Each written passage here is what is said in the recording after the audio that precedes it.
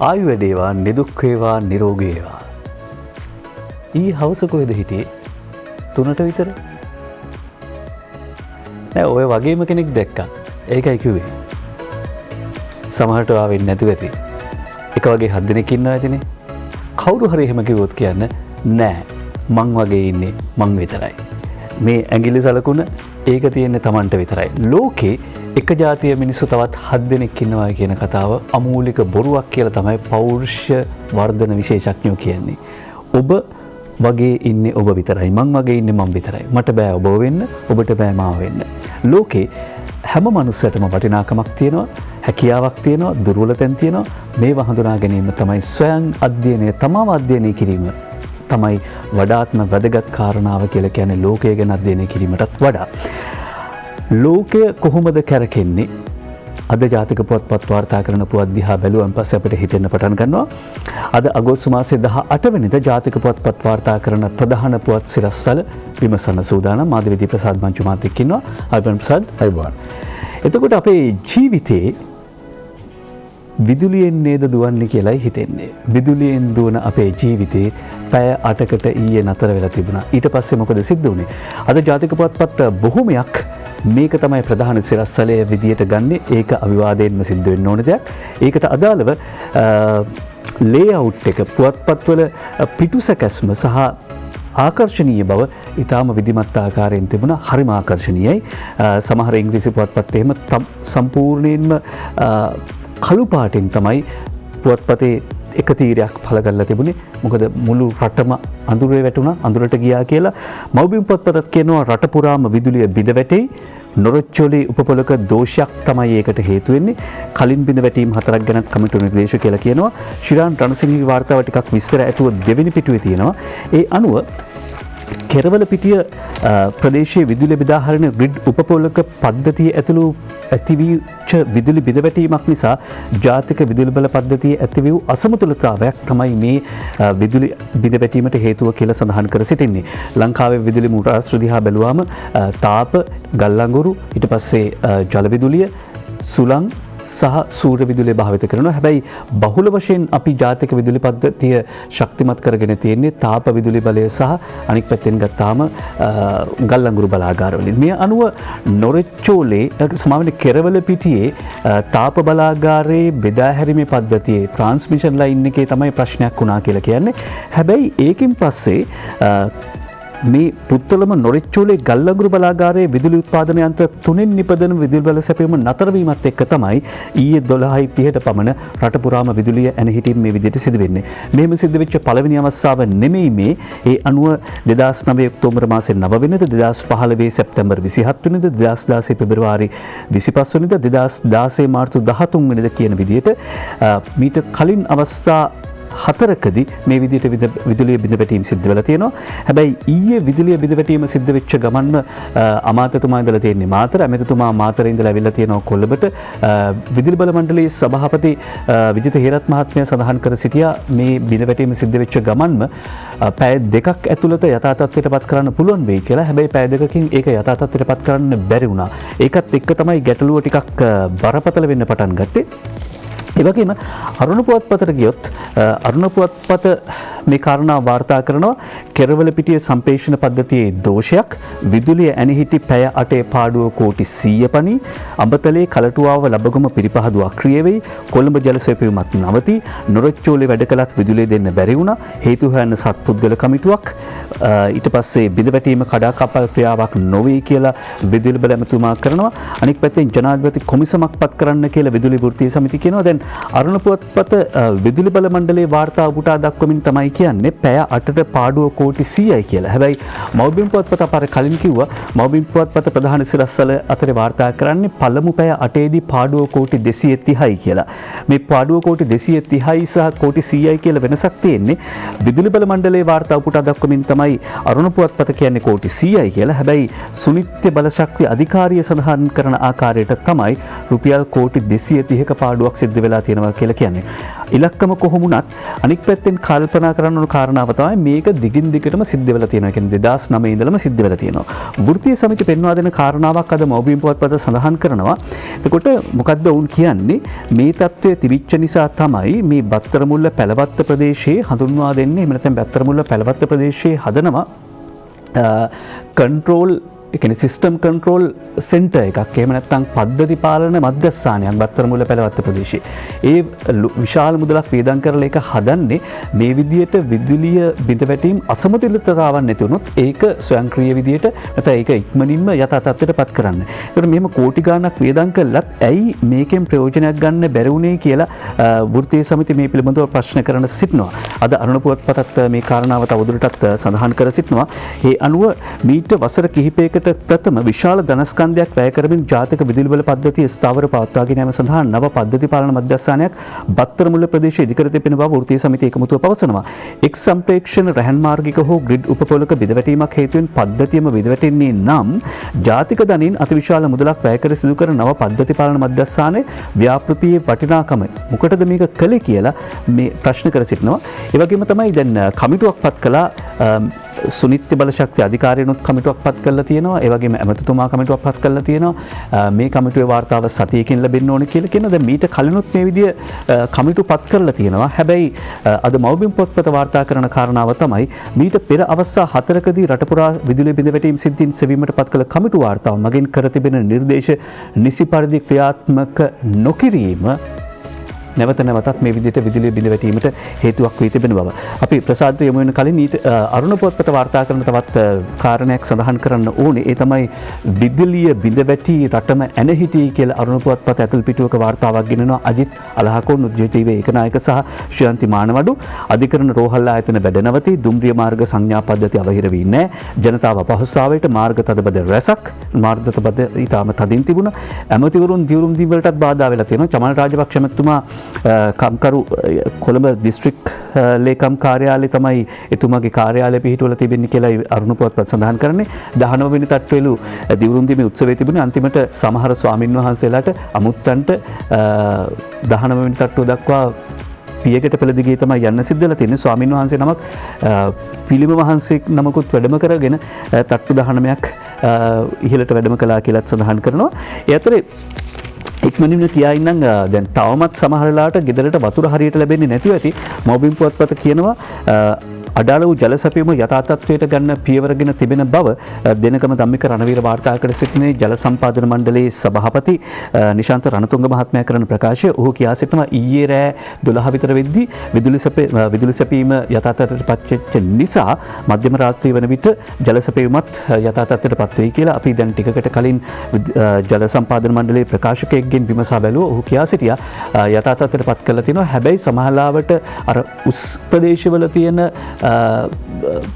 මධ්‍යස්ථානවලට ජලය ගමන් කිරීමේදී සිදුවන ප්‍රමාදය නිසා සමහර වෙලාවට තවමත් ඔබේ ගෙදරට වතුර ලැබෙන එක ටිකක් අඩු වෙන්න පුළුවන්. කොහොමනත් විදුලි සැපයීම යථා තත්ත්වයට පත් වී තිබෙනවා ප්‍රසාද්. කොහොමද විශාල යන්ත්‍ර සූත්‍ර නිසා ක්‍රමක්‍රමයෙන් තමයි යථා තත්ත්වයට පත් කරන්නේ. මම හිතන්නේ ජල සම්පාදන මණ්ඩලයට ඒක තමයි කියන්නේ. දැන් මෙතෙන්දී වැදගත්ම කාරණයක් තමයි දැන් අවස්ථා 4ක මීට කලින් මෙවැනි දෝෂ තිබිලත් ඒ කමිටු වාර්තා නිර්දේශ ක්‍රියාත්මක කරේ නැහැ. මම හිතන්නේ ඒ සඳහා ලලස් අලහප්පර මැතිතුමාගේ අවධානය කලින්ම යොමු වෙන්න ඕනේ. අනිත් කාරණේ තමයි අපි දැක්ක දැන් රටේ අවශ්‍යතාවය අනුව ජල විදුලි බලය ඒ කියන්නේ නිවාස වැඩි වෙනවා, ජනගහනය වැඩි වෙනවා, කර්මාන්තශාලා වැඩි වෙනවා. නමුත් අපි දැක්ක දැන් අවසන් වරට දැන් වික්ටෝරියා කියන්නේ රන්දිනිගල ඇතුළු මහවැලි කලාපයේ ජල විදුලි බලාගාර වලින් පසුව අවුරුදු 15ක් 16ක් යනකම් කියන්නේ ගාමිසානායක මහත්මයාගේ අභාවයෙන් පසුව අවුරුදු 15ක් 16ක් යනකම් ජල විදුලි බලාගාර රටේ ක්‍රියාත්මක වුණේ නැහැ. 2005 දී මහින්ද රාජපක්ෂ මහතා බලයට පත් වීම පසුව තමයි නොරොච්චෝලේ කෙරවලපිටිය සහ ඉහළ කොත්මලේ ජල විදුලි බලාගාර ක්‍රියාත්මක වුණා. එතකොට මේ කෙරවලපිටිය නොරොච්චෝලේ තිබුණ නැත්නම් මම පහුගිය කාලෙත් මේ කතා වුණා. රටම අඳුරේ කියලා. ඒක නිසා අර ප්‍රදේශයේ සහ අවට වටපිටාව කර්මාන්තශාලා මේ සඳහා වන ඉල්ලුම ගැන මම හිතන්නේ ජාතික අවශ්‍යතාවය ගැන නිතරම දැනුවත් වෙන්න ඕනේ. මේ සඳහා තමයි සැලසුම් හදන්න ඕනේ. දැන් අපි අද ජල විදුලි බලාගාරයක් හදනවා නම් අපි හදනවා අවුරුදු 30ක් 40ක් ඉදිරියට සැලසුම් කරලා. ඒ නිසා සංවර්ධනයේ නියම සැලසුම් මේක මම හිතන්නේ සෞභාග්‍ය දෙක මේක සඳහන් වෙලා තියෙනවා බලශක්ති අර්බුදයට මොකද විසඳුම කියලා. ඒ වගේම අපි විකල්ප විප්ලව බලශක්තිය තියෙනවා. සුනිත බලශක්ති අධිකාරිය මේ ගැන පරීක්ෂණ පවත්වලා තිබෙනවා. විශේෂයෙන්ම දැන් සූර්ය බලශක්තිය සඳහා විශාල පිරිස යොමු වෙනවා. ඒ නිසා මේ සියලුම කාර්යයන් ගැන අවධානය යොමු වෙනවා. විශේෂයෙන් මේ ගල්ලංගුල් බලාගාරයේ මේ තියෙන ප්‍රශ්න සම්බන්ධයෙන් කාලයක් තිස්සේ කතා වුණා. මගේ වෘත්තීය සමිතිය වලට වගකීමක් වෙන මේ අවස්ථාවේදී මේ ප්‍රශ්නේ විසඳුම හොයලා ඉන්පසු තමයි ඔවුන්ගේ වෘත්තීය අයිතිවාසිකම් වෙන පෙනී ඉන්නවා. අපි දැක්ක පහුගිය කාලේ ලංකාව විදුලි බලමනේ ඉන්ජිනේරු එකක් කියනවා, තවත් වෘත්තීය සමිතිය තව එකක් කියනවා. එහෙම කියන්න ගියාම මොකද වෙන්නේ? ඒ නිසා මම හිතන්නේ මේ විදුලි බල අර්බුදයට දෙන විසඳුම හොයාගෙන ඉන්පසු පුළුවන් වෘත්තීය සමිතියට සටන් ආරම්භ කරන්න. මම හිතන්නේ මූලිකත්වය දෙන්න ඕන මේ හතර පාරක් මෙහෙම අර්බුදයක් වෙලත් ඒකට උදුන්න උපදෙස්වල මොකද උනේ කියලා මම දැක්ක සාමාජිකාරීවරයෙක් කියලා තියෙනවා ඇතැම් දේවල් ක්‍රියාත්මක කරයි කියලා. නමුත් ඒක හරි උත්තරයක් නෙවෙයි.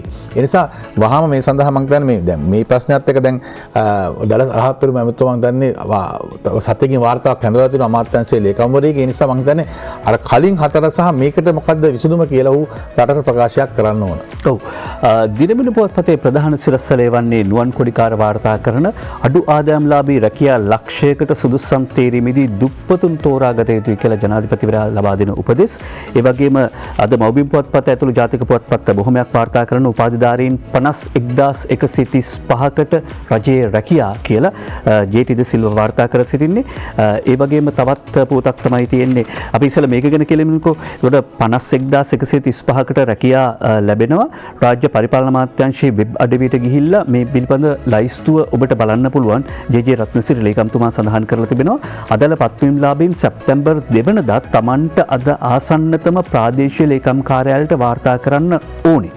ඊට අමතරව තෝරාගත් අයගේ පත්වීම් ලිපිය අමාත්‍යාංශය මගින් ඉදිරියේදී පත්වීම් ලාභීන් වෙත ඔබට නිකුත් කර තිබෙනවා.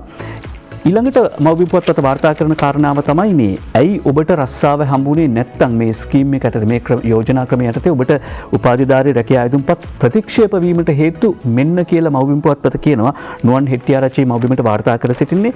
ඒ අනුව විශ්වවිද්‍යාල ප්‍රතිපාදන කොමිෂන් සභාව පිළිගන්නේ නැති උපාධියක් ඔබට තියෙනවා නම් ලැබිලා නැහැ. සුදුසුකම් ලෙසට ඒක ඉතාම වැදගත්. ඊළඟට වයස අවුරුදු 45ට වැඩි නම් ලැබෙන්නේ නැහැ. කිසියම් රැකියාවක නිරත වෙමින් සේවකාර්ථ සාධක අරමුදලට දායකත්වයක් ලබා දී ඇතියට ලැබෙන්නේ නැහැ. ප්‍රතික්ෂේප වෙලා ඇති. ඊළඟට විදේශ විශ්වවිද්‍යාල උපාධිධාරීන් වීම, ප්‍රාදේශීය ලේකම් නිර්දේශය නොමැතිවීම, උපාධි සහතික ප්‍රතිඵල ලේඛ නමුනා නොතිබීම වගේ කාරණා නිසා ඔබේ අයදුම්පත ප්‍රතික්ෂේප වෙන්නේ නැති. ඒ හැරෙන්නට දේශපාලනය එමෙන්නතම ඔබ දරන දේශපාලන පක්ෂය මන්ත්‍රීතුමාගේ ලියුම නැහැ කියලා මේ වතාවේ එහෙම ඔබේ උපාධි රස්සාව නැති වෙලා නැහැ. එතෙන්දී මේ තව තියෙනවද දිනේශ්? ඒ කාරණාට අදාළ එච්චරයි තියෙන්නේ. මොකද මෙතෙන්ද අපි දැක්ක දැන් කියන්නේ අඩු ආදායම්ලාභී පවුල් ලක්ෂයකටත් රැකියාව ලබා දෙනවා. ඊපස්සේ උපාධාරීන්ගේ 50000 රැකියාව සම තමයි රැකියාව 1,50,000 සම්පූර්ණ කියලා ජනාධිපති ගෝඨාභය රාජපක්ෂ මහත්මයා කියන්නේ. මොකද මේක වැදගත්ම දෙයක් තමයි මේ අඩු ආදායම්ලාභී පවුල් වලට රැකියාව හිමි වෙනවා. මොකද අපි දැක්ක ඇතම් දේශපාලඥයන් කිව්වා 15000ක් දුන්නම හරි වැඩේ 20000ක් මාසයක් දුන්නම හරි ඉතින් 20000ක් දීලා ඊළඟ මාසෙත් දෙන්න වෙනවනේ. ඉතින් හොඳම දේ තමයි අඩු ආදායම්ලාභී පවුලක් උඩට ගේන්න තියෙන හොඳම දේ තමයි රාජ්‍ය ස්ථිර රැකියාවක් ඒ පවුලේ සමාජිකව ලබා දී. ඒ නිසා මෙතන දේශපාලන භේදයක් නැහැ. අදාළ ප්‍රාදේශීය ලේකම් කාර්යාලවල කැඳවීම් කරලා තියෙනවා. මම හිතන්නේ දැනටවත් ආයුධපත් විශාල ප්‍රමාණයක් ලැබිලා තියෙනවා. නොලබුණු අය ඉන්නවනම් ප්‍රාදේශීය ලේකම් කාර්යාලය ගිහලා විමසන්න පුළුවන්. ඒ වගේම ජනාධිපති කාර්යසාධක බලකායත් මේ ගැන විපරමින් ඉන්නේ, අගමැති කාර්යාලය විපරමින් ඉන්නේ. ඒ නිසා ඒ අදාළ තැන් වලට අවධානය යොමු කරවන්න පුළුවන්. කුමක් හෝ ගැටලුවක් වෙනවා දුරකථන අංක හඳුන්වලා දීලා තියෙන. ඒ නිසා මම හිතන්නේ ඒක ඉතාමත් වැදගත්. මම හිතන්නේ දුගී දුප්පත් කමින් ඒ පවුල් ගොඩ ගන්න තියෙන එක ප්‍රධානම අරමුණක් තමයි මේ රැකියාව ලබා දීමේ වැඩපිළිවෙල. අද දිනමින පුවත්පතට අවධානය යොමු කරමු. දිනමින පුවත්පත කියනවා අපට ඕන ඖෂධ ටික අපේ රටේම නිෂ්පාදනය කරගන්න ඉදිරි වසර 5 තුල ක්‍රියාත්මක කරනවා. වැඩපිළිවෙලක් ඒ විතරක් නෙවෙයි අපේ ඖෂධ පිට රටට අපනයනය කරන්නටත් කටයුතු සැලසුම් කරලා තියෙනවා කියලා බැසිල් රාජපක්ෂ මහත්මයා කරන ප්‍රකාශයක්. ඒ අනුව දැනට ලංකාව ප්‍රසිද්ධ වෙලා තියෙන ඇඟලුම් අපනයනින් සහ ඇඟලුම් අපනයනයේදී අපි ඉතා විශාල වාසි ලබාගෙන තියෙනවා සහ ප්‍රබල පෙළේ ඇඟලුම් නිෂ්පාදනය කරන රටක් බවට අපි පත් වෙලා තිනවා. හැබැයි ඉදිරි අවුරුදු 5 ඇතුළත දේශීය ඖෂධ අවශ්‍යතාවයන් 85%ක්ම විදේශීයන් ගෙන්වීම නිසා විශාල පිරිවැයක් අපිට දැනට දරන්න වෙලා තියෙනවා. මේ තත්ත්වය වෙනස් කළා අර කිව්වා වගේ ඉදිරි අවුරුදු 5 ඇතුළත අපට අවශ්‍ය කරන ඖෂධ අපි නිෂ්පාදනය කරගන්නවා විතරක් නෙවෙයි විදේශ රටවල් වලට ගෙන යන්නටත් අපි කටයුතු කරනවා කියලා සඳහන් කර සිටිනවා. විශේෂයෙන්ම අයර්ලන්තයේ, ඊශ්‍රායලයේ, සිංගප්පූරුව වගේ දැනට ඖෂධ නිෂ්පාදනය කරන ප්‍රධාන රටවල් අතරට අපි පත් වෙන්න සූදානම් කියලා බැසිල් රාජපක්ෂ මහත්මයා සඳහන් කරනවා. දැන් ඉන්දියාව වගේ රටවල් වල ඖෂධ නිෂ්පාදනය කරන ගෘහ පරිමාණ මට්ටමින්. ඒ නිසා මේක අපි ආයෝජකයන් එක කතා කරලා තිනවා. දේශීය ආයෝජකයන් සමග කතා කරලා කර්මාන්තශාලා ආරම්භ කරලා ලංකාවේ ඖෂධ පිටරට ගෙනයවීම සඳහා කටයුතු කරනවා කියලා බැසිල් රාජපක්ෂ මහත්මයා සඳහන් කරනවා. ඒත් එක්කම අද අරුණ පුවත්පත වාර්තා කරන කාරණයක් තමයි කොන්දේසි පිට දෙන මූල්‍ය අරමුදලේ ආධාර මීට පස්සේ අපිට එපා කියලා මහ බැංකුව අධිපතිතුමා කරන ප්‍රකාශය අද අරුණ පුවත්පත වාර්තා කරනවා. කොන්දේසි පිට දෙන මූල්‍ය අරමුදලේ ආධාර අපිට එපා කියලා සඳහන් කර සිටින්නේ. පිටුව මෙන්න මේ විදිහට අනිත් පැත්තට පෙරලලා බැලුවහම ඒ වාර්තාව ගැන තවත් විස්තර තියෙනවා අරුණ පුවත්පතේ. ඒ අනුව නයනතරංග ගමගේ වාර්තා කර සිටින්නේ ශ්‍රී ලංකාව ජාත්‍යන්තර මූල්‍ය අරමුදලයෙන් හදිස්සි මූල්‍ය ආධාර ලබා ගන්නේ කොන්දේසි විරහිතව ආධාර ලබා දීමට එම අරමුදල සූදානම් නම් පමණක්. කොන්දේසි දාලා අපි ණය ගන්න ලෑස්ති නෑ. ජාත්‍යන්තර මූල්‍ය අරමුදලෙන් විතරක් නෙවෙයි ඉතිරි සියලු ආයතන වලින් උනත් අපි මුදල් ලබා ගන්නේ ඒ පදනම මත කියලා සඳහන් කරනවා. මම මැතිවරණ පෙර කිව්වා රාජ්‍ය වික්‍රමසිංහ මහතා අපි වලට ආවොත් අපි ජාත්‍යන්තර මූල්‍ය අරමුදලෙන් මුදල් ලබා ගන්නවා. ඒතකොට කොන්දේසි ගැන කතා වුන්නේ නැහැ. අපි දන්නවා දැන් කෙනෙකුට මුදල් අවස්ථාවක් තියෙනවා නම් තමයි ගමේ පොලි මුදල් ලැබුණත් පොලිය වැඩි කරලා යම් කොන්දේසි දාන. ඒ නිසා අපි දැනගන්නවා ස්ථාවරත්වයක් විදිහට රටේ ඉන්නේ අපි මේ තත්ත්වයේ. ඒ නිසා අපි ගන්නේ මේ වගේ කොන්දේසි විරහිතව පමණයි කියලා. මට ඒ සඳහා මම හිතන්නේ ප්‍රතිපත්තිමය තීරණයක් ශ්‍රී ලංකා මහ බැංකුව ලබා ගැනීම ඉතාමත් වැදගත්. රජයේ ව්‍යාපෘති ක්‍රියාත්මක කරන සල්ලි ඕන එහෙම නැත්නම් මුල්ගල් පැලෙනවා. පාරවල් හොයාගන්න නැති වෙනවා. කොළඹ නුවර අධිවේගී මාර්ගයේ වැඩ වසර 3කින් නිම කරනවා කියලා ජනමාධ්‍ය මහත්මිය කෙහෙලිය රඹුකල්ල මහත්මයා කරන ප්‍රකාශයේ විජේරුවන් හල්ලොලුව හාරිස්පත්ව විසිට වාර්තා කරනවා අරුණ පුවත්පතට. ඒ අනුව කොළඹ නුවර අධිවේගී මාර්ගයේ වැඩ ආරම්භ කර ඉදිරි වසර 3 ඇතුළත එහි වැඩ අවසන් කිරීමටත් බලාපොරොත්තු වන බව මහනුවර නගරයේ පවතින අධික රථවාහන තදබදයට විසඳුම් සෙවීමේ මූලික සැලසුමකුත් මේ වන විට සකස් කර තිබෙන බව ජනමාධ්‍ය අමාත්‍ය කෙහෙලිය රඹුකල්ල මහත්මයා ඊයේ ප්‍රකාශ කර තිබෙන බව වාර්තා කර සිටින්නේ අද අරුණ පුවත්පත. කොළඹ නුවර අධිවේගී මාර්ගයේ වැඩ 3 වසරකින් නිම කරනවා කියලයි ඒ ප්‍රතිඥාව. ඒ ප්‍රතිඥාවත් එක්ක අපි සූදානම් විරාමයක් ලබන්න. හැබැයි ඇමතිවරුන්ට විරාමයක් නැතුව වැඩ කරන්න සිද්ධ වෙනවා. ජනාධිපතිතුමා අමාත්‍ය මණ්ඩලයට උපදෙස් දුන්නේ සඳුදාට කලින් වැඩ බාර ගන්න කියලා.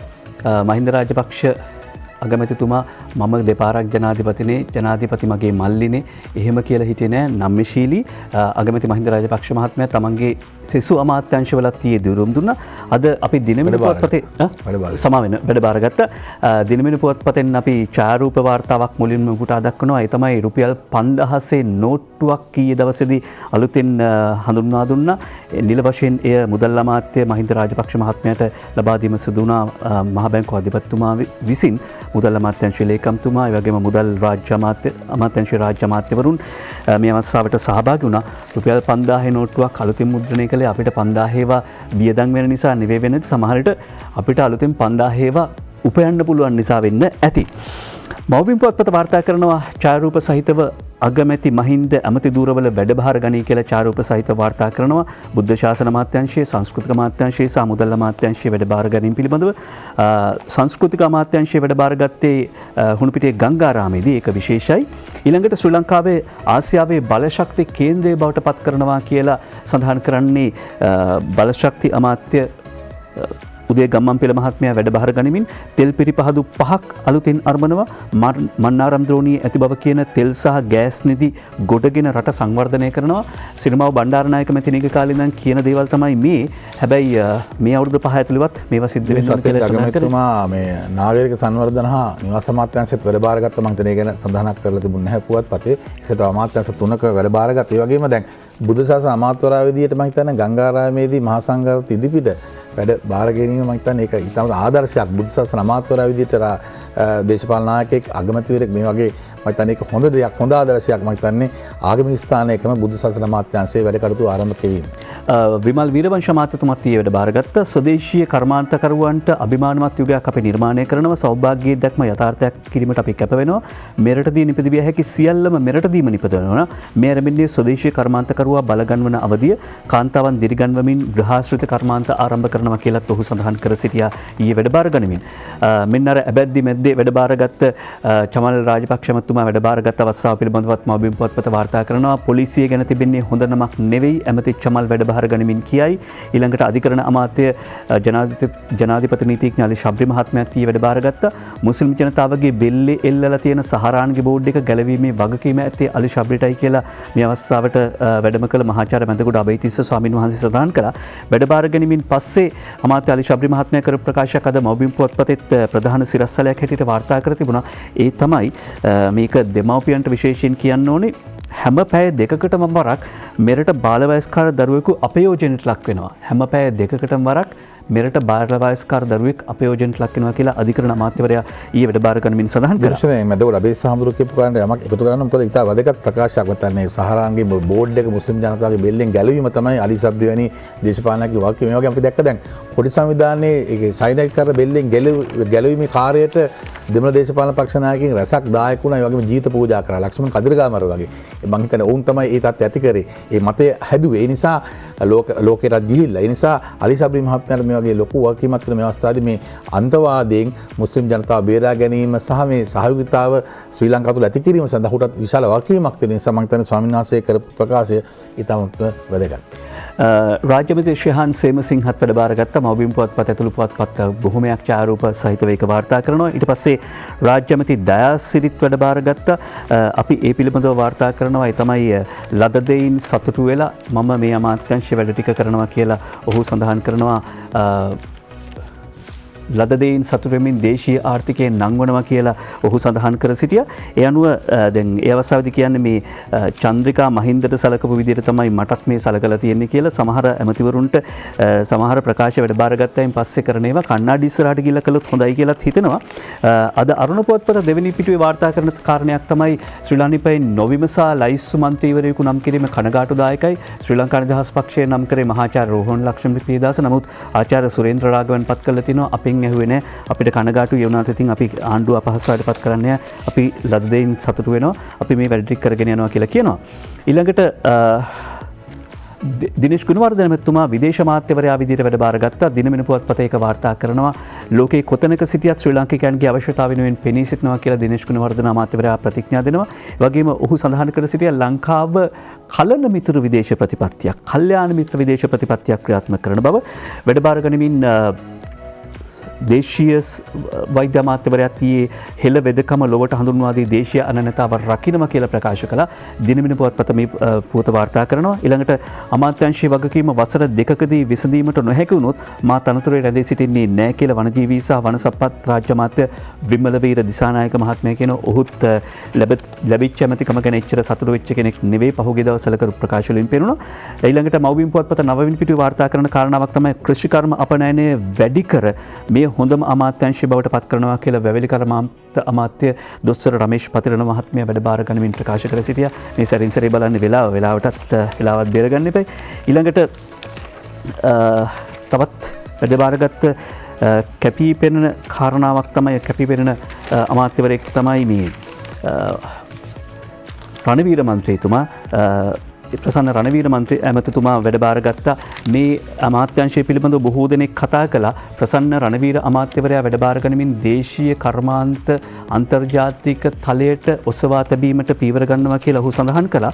අද අරුණ පුවත්පත වාර්තා කර සිටියා දැන් ඔහුට සමාජ මාධ්‍ය හරහා විවිධ මඩ සහ විපක්ෂ දේශපාලනඥයන් එල්ල කළා. නමුත් ඔහු ඊටාම ප්‍රශස්ත කාරණයක් කියනවා අපේ අමාත්‍යංශය ලෝකවලද මධ්‍යස්ථානයෙන් අපේගම පරිශ්‍රයට ගෙනියන්න කියලා. මොකද ඔහු කියනවා ලෝකවලද මධ්‍යස්ථානයේ මේ අමාත්‍යංශය පවත්වාගෙන ගියොත් මාසයකට රුපියල් ලක්ෂ 80 බැගින් ගෙවන්න වෙනවා. මට මේ මුදලින් මාසයකට ස්වයං රැකියා 80 බැගින් ලබා දෙන්න පුළුවන්. අපි අපේ ගමට අමාත්‍යංශය ගෙනියමු. නිලධාරීන් මෙතරම් මුදලක් ගෙවලා මෙතන හිටපුගෙන ලැජ්ජ වෙන්න ඕනේ කියලා මේ කියන්නේ. එහෙම සමාජ මාධ්‍ය වලින් හාස්‍යයට ලක් කරපු මේ එතෙන් දිනුෂ දැන් අපි දැක ලෝකවලද මධ්‍යස්ථානයේ වගේ තැනකට දැන් දේශීය කර්මාන්තකරුවන් ගමේ මිනිස්සුන්ට එහෙම එන්න ගියාමත් යම් ප්‍රශ්න මතුවෙනවා. මොකද තියෙන ස්ථාන යන. ඒ වගේ මේ වගේ තත්ත්වයක් තමයි තිබුණේ. පසුව යහපාලන ආණ්ඩුව කාලේ කුෂිකර්ම අමාත්‍යාංශයේ බිල්ලිම රාජගිරිය. එතෙන්ටත් මේ බුලත්තර ගියා කන ගොවි මහත්තයෙකුට එන්න හම්බෙන්නේ නැහැ පහසුවෙන්. ඒ නිසා එතෙන්ට ගිහුව මාසිකව රුපියල් 1 කෝටි 28 ලක්ෂයක් පමණ. විශාල මුදලක්. මට ඒකක් දැන් නැවැත්තුවා.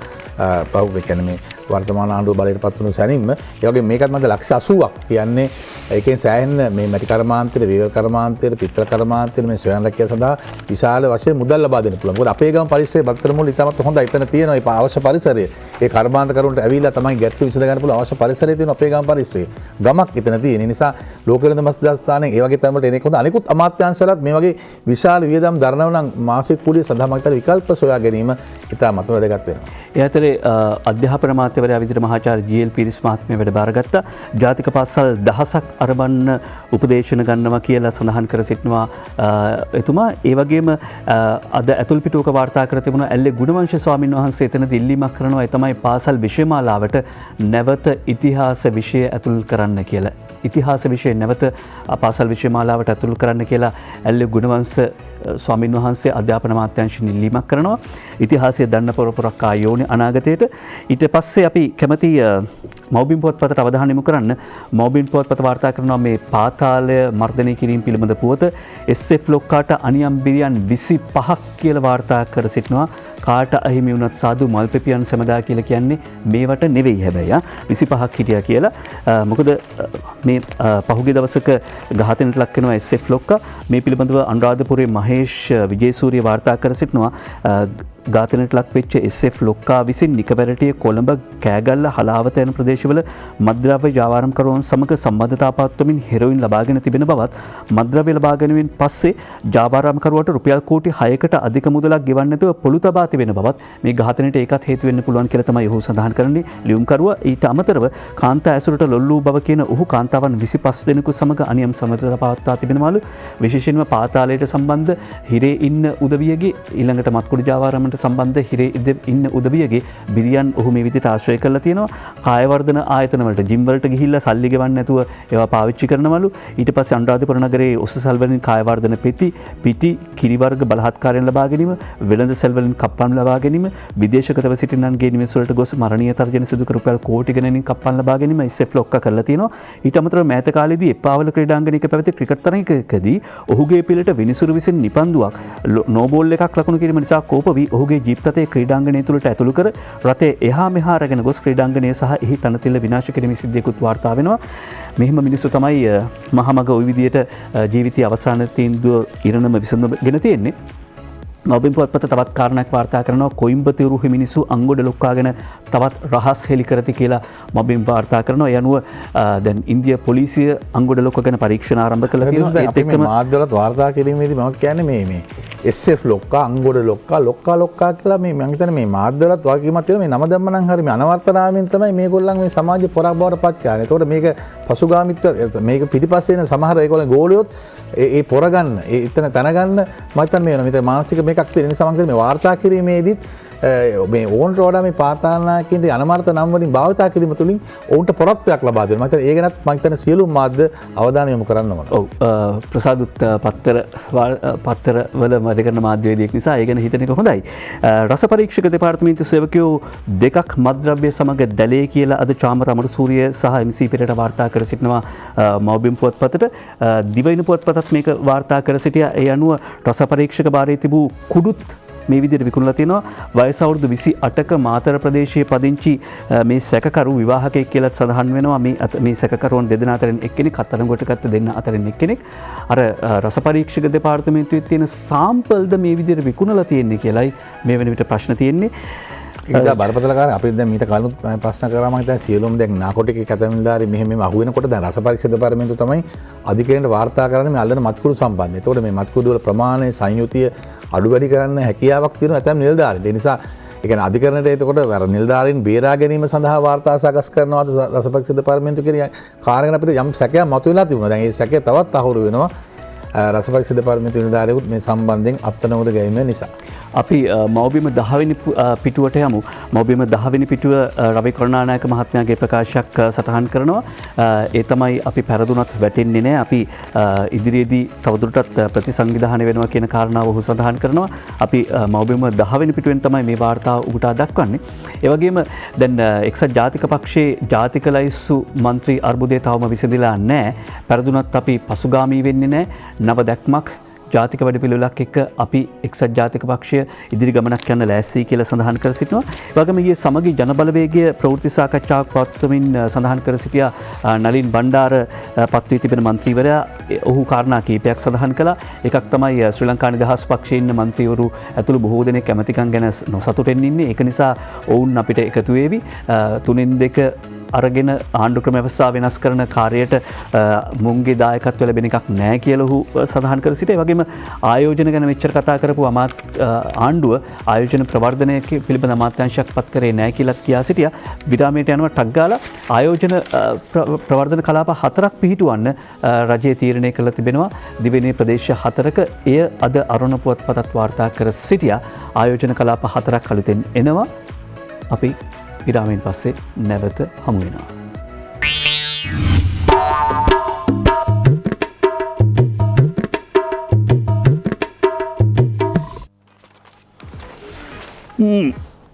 චන්ද්‍රිකා නෝනා ඇඟපත හිරි අරගෙන බලන්නකො හසන්තට මොකද හිතෙන්නේ කියලා.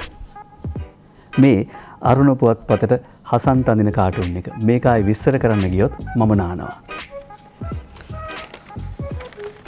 මද නිමල් සිරිපාල සිල්ලා ඇමතිතුමා කිව්වම මේ සැඳ සමය පාඩුවේ ගෙවන්න ගියේ. නමුත් මේ බදුල්ල ජනතාව මට ඉන්න ඉඩ දෙන්නේ නැහැ නේ. ජනතාව බලෙන් වගේ මං ආපහු මැති සභාවට වෙලා කියලා මෙන්න MD වීරරත්න මව්බිම පුවත්පතට අඳින කාටුනේ විවේකයෙන් ඉන්න හැදුවේ ජනතාව එකට ඉඩ දෙන්නේ නැහැ නිමල් සිරිපාල සිල්ලා. මල් ටිකක් නිදා ගන්න දෙනවකෝ. මෙන්න බදුල්ල ජනතාව තල්ලු කරන් යනවා නිමල් සිරිපාල සිල්ලා පාර්ලිමේන්තුවට. කුරේරා පොකට් කාටුනය හසන්ත විජේනායක අරුණ පුවත්පතට අඳින්නේ මට දැන් ලැබෙන්නේ චන්ද්‍රිකා මහින්ද මහත්තයට දක්වපු විදිහේ කුඩම්මගේ සැලකිලි. දහසිර එමතුමයි කියන්නේ. හුරේරා කියනවා පූර්වාපර සන්ධි ගලපන්නේ ඔබතුමාට රාජ්‍යයෝගය තියෙනවා කියලා කියන්නද සෑර්? මෙන්න MD වීරරත්නගේ කාටුනේ මරිසිපාල මව්බිම පුවත්පතට අලුත් අධිකරණ ඇමතිතුමා ගැන. අලි සබ්ඩි කියනවා එයා හැදුනේ ගුත්තෙලිය සද්ධර්ම රත්නාවලිය කියවලාලු. හැබැයි අපේ ගොඩක් අය හැදුනේ නම් බොරු කියවලා. රංචගොඩ ළමයාගේ කවි දෙක අරුණ පුවත්පතෙන් උපුට ගන්නේ. මම මේ පරලොවින් සේනා නායකය ඩොන් ස්ටීවන් හෙවත් DS සැරසෙන්නේ මගේ උවමනාවක් සංසිඳුවන්න කටයුතු කළට අයට ස්තුතියි කරන්ටයි. මා හැදු මගේ පක්ෂය පරලොව නැතුව පාලුයි විඳගන්න බැරුවයි මා උන්නේ. වෙහෙසී බොහොම එය මා වෙත ගෙන දුන්නු රනිල් සජිත් දෙන්නාටම ස්තුතියි. සේනානායක මහත්තයා DS සේනානායක මහත්තයා පරලොව ඉඳලා තියෙන්නේ පක්ෂේ පරලොව වෙන්නේ නැතුව බොහොම පාළුවෙන්. පක්ෂේ දැන් ඇවිල්ලායි කියලායි කියන්නේ. මව්බිම් පුවත්පතට දවසේ පද 4 විදුර අබේනායක. ඡන්දයෙන් පස්සේ සමහරුණයි පොළොංගුය ඡන්දය දුන්නු වැඩි පිරිසක් අවතන්ය. මන්ත්‍රී පොරෙන් පිරිහෙන්නේ සෙනසුන්ය. ශාසනයත් ශුන්‍ය පඳු හැලියත් ශුන්‍ය. දිල්රුගේ කවිසී පදවලින් අපි අද නික්මෙන්න කල්පනා කරනවා. දිනමින පුවත්පතටයි දිල්රු කවි ලියන්නේ. අමතක වෙලා සිරිසම්බුදු භාෂණය බලයට නතු උනොත් සසුනෙහි කාදනය. සංඝ සිත් පවා කළ කිලුටෙහි සේවනය ශාසනයට වඩා ඉහළද ආසනය. අපිට අහන්න තියෙන්නේ එකත් පස්ව හිඳ ශාසනයට වඩා ඉහළද ආසනය. අපි නැවත හෙටමුල ගැහැමු. ඔබට නිරෝගිමත් සහ නිරුපද්‍රිත දවසක්. අයුබෝවන්.